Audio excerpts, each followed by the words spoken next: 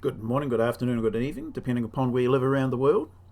Following directly on the heels of the previous video, I had made the decision to sidestep an issue so that we can move forward. As part of that, I'm using a hub design that uses or utilizes pivoting brackets, or the struts can pivot relative to the hub. In a different design where we had looked at how some companies have a rigid and shaped hub to allow the square ends of the struts to directly fix into them or onto them, which is, I think, one of the more elegant ways. The companies that have done that, my hat's off to them. But there were issues which I have touched on in a previous video. It being in Russian, I believe, possibly Russian, it was a bit difficult understanding what was being said until I thought some of the information held, if it could be translated, would probably serve knowing what they were saying, why their product doesn't have the problems, and the picture that I saw, which was of a catastrophic failure of a dome, why it's so important to get it right in their product, therefore. So I have taken a screenshot, had it translated, and now we have this. Now, it's not terribly well focused, but it should be good enough for our purposes. This was the photo that I was using to show how someone, in their effort to make the attachment for the bases, had done an insufficient job.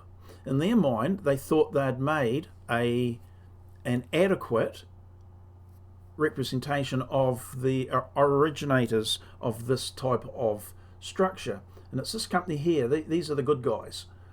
They've got a brilliant website that you should go to, but sometimes getting the information, you have to fall across it rather than be able to directly go to it. And when I found this photo, I thought, yeah, I can understand why they're so annoyed and upset with whoever did this knockoff copy, because, as I said in the previous video, my conservative nature straight away goes to, well, if this is what some people will attempt to do, thinking they're doing a good job, and really they're probably out of their depth, it's why you need to have a registered engineer to give you guidance and advice, or you have to overbuild it yourself to ensure that your limitations of understanding have been somewhat mitigated. So what does it say here? You can read it yourself, but basically they are a bit peed off with the company that made this bad copy of their much more extensively engineered ends of the struts or the attachments. And you can understand why they'd be upset. Not only is that their company is being possibly unfairly tarred with, because the structures may look the same, but they don't perform the same. Definitely not when this happens. And when you see, I'm not even Altbau, if that's the correct pronunciation, if this company if you see their product, their method of attachment, you can understand how it's not going to fail in this regard. And after all, they're not simply protecting their business and their reputation, but potentially people's well-being and lives. And as they say in this this article or this blog, they are concerned that structures are failing after a very, very short period of time under maybe extreme conditions, but domes are by their nature supposed to be able to show their merits under those extreme load conditions. So we've got let's see if I can bring in another photo. This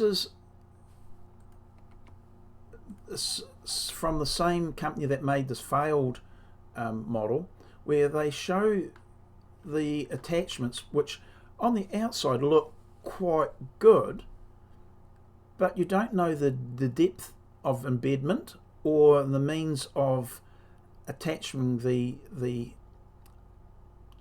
insert to the timber. And in this photo we can see, if I just move this for a moment,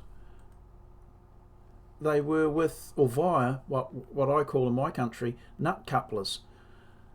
Not very long. They'll be lucky if they're 40 to 50 millimeters long, embedded in the end of timber. So I'm not surprised at all that they simply pulled out. Not surprised at all. I don't care how good your epoxy is, even if the epoxy held well, it would pull the end fibers of the dome or of the wood out with them, as happens with screws very often. So bad design, bad understanding of what the legitimate company, this Altbar, is able to produce. Similar, they show an example here where, by the looks of it, a strut has been removed. Well, how silly is that? Or it's fallen out, or they've just removed it for whatever purposes. Oh, I've got no idea why they would have done that. So you really do have to ask just how far you're prepared to go before you say, enough's enough. I want to only build strong domes. Obviously, these people probably themselves thought they were building a strong dome, but their lack of knowledge or lack of engineering meant they failed. So why do I think what I'm building is going to be sufficiently strong? Good question. And that's why if I were to build this commercially, I would be seeking the advice of an engineer. If I have bolted on components, the engineer can look at that structure, work out the forces, both static and dynamic, wind, seismic, whatever the engineer requires to ascertain the strength of it, but a bolt is a known component. Glued in component is not known. So those people creating the inferior attachment method obviously didn't get an engineer, or the engineer was so inadequate. They were wrong. It failed. It comes down to it in the end. So a bolted method of attachment can be better designed by an engineer. The version that I want to, and gets very close to the same problem as, I'll just get rid of these, as this. You don't know, unless it can be engineered, just what load it's capable of. But the version that I'm going with the non-pivoting, non-bolted method is close. It has tendons that are embedded, that are threaded into the timber, that go in quite an extensive distance into the timber, maybe 200, 300 or more into the timber. What then, to my again background knowledge, what then happens that if the closer they get these tendons, these rods, the closer they are to the surfaces, the more splitting potential that occurs. So you need to be able to create your structure to counter those stresses, those type of stresses. And that's what was one of the features that we'll have in the model that I want to build in the future, something that's going to be in development for some time, and then I'll indicate what we're doing. So those threaded in rods will have a method of restricting strip. They won't pull out, but they could split the timber, which would be effectively weakening, and then they could pull out, of course, because there's nothing holding them.